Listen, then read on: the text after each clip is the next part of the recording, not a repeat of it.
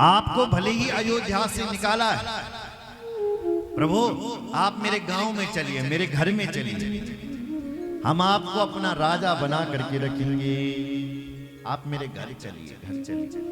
भगवान बोले देखो भाई, मेरे पिता ने और माँ ने मुझे आज्ञा दी है कि मुझे किसी के घर गांव में नहीं जाना है, मुझे वन में ही रहना है। बरस 4-10 बासुवन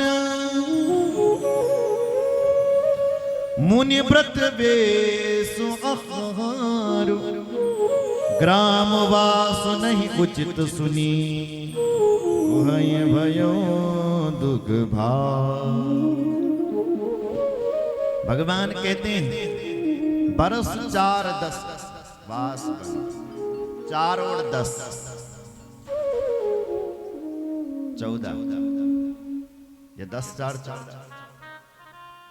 तो बोले मेरे लिए 14 वर्ष का वन में रहने का मेरे पिताजी ने कहा है, वो भी मुनियों का वेश बनाकर, साधु का वेश बनाकर, इसलिए हम गांव नहीं आ सकते। सुनकर के निषादराज गुरु को बड़ा दुख हुआ। भगवान ने कहा हमारे विश्राम के लिए सुंदर सी जगह दिखाओ। तो एक जगह पर ले गया जहां पर बरगद का पेड़ है, बड़ का पेड़ है, सुंदर स्थान, सुंदर घास बिछा करके सीताराम को वहां पर बिठाया। भगवान ने संध्या वंदन किया और उसके बाद कंदमूल फल खाए और उसके बाद प्रभु ने शयन किया। सुयसु मंत्र भ्राता सहित कंदमूल फल खाए, शयन कीन रघुवंश मणि, पाय पलोटत भार। सिया सुमंत भ्राता सहित कंदमूल फल खाए, शयन कीन रघुवंश मणि। फिर भगवान ने घास के ऊपर शयन किया। भगवान सो गए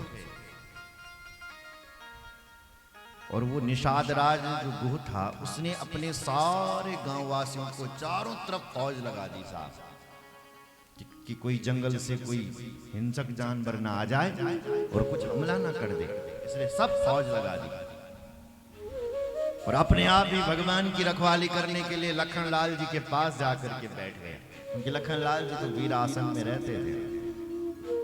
बैठ गए। भगवान को जब सोते हुए देखा इसने तो जोर जोर से रोने लगा।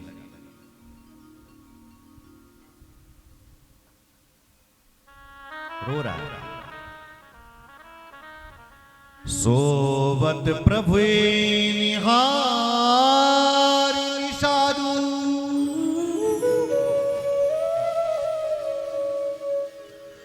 भयउ प्रेम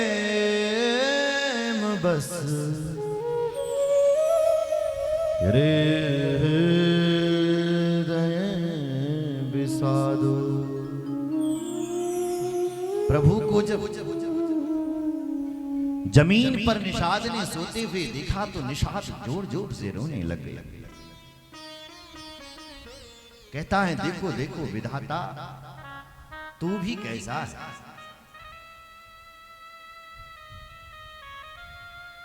वो परमात्मा भगवान होता हुआ जमीन पर सो।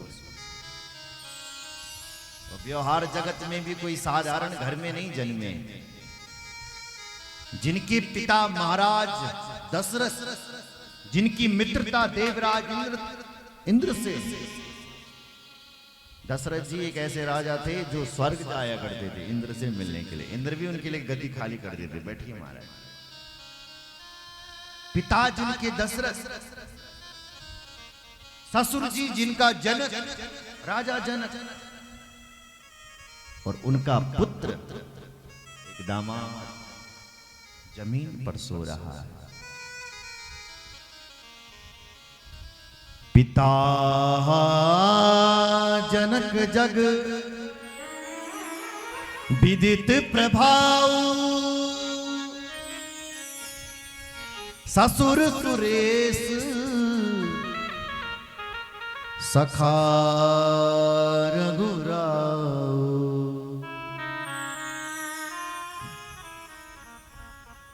रामचंद्र पति सोवे देहि, सोवत मही विधि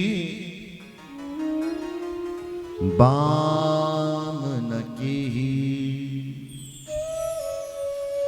हे विधाता, तू भी भगवान के लिए प्रतिकूल हो गया। अरे केकई राज केकई तो कितनी नीच बुद्धि की है, तू कितनी कुटिल है कि तूने नन्हे से छोटे से राजकुमार को वनवास दिया। केकई नंदिनी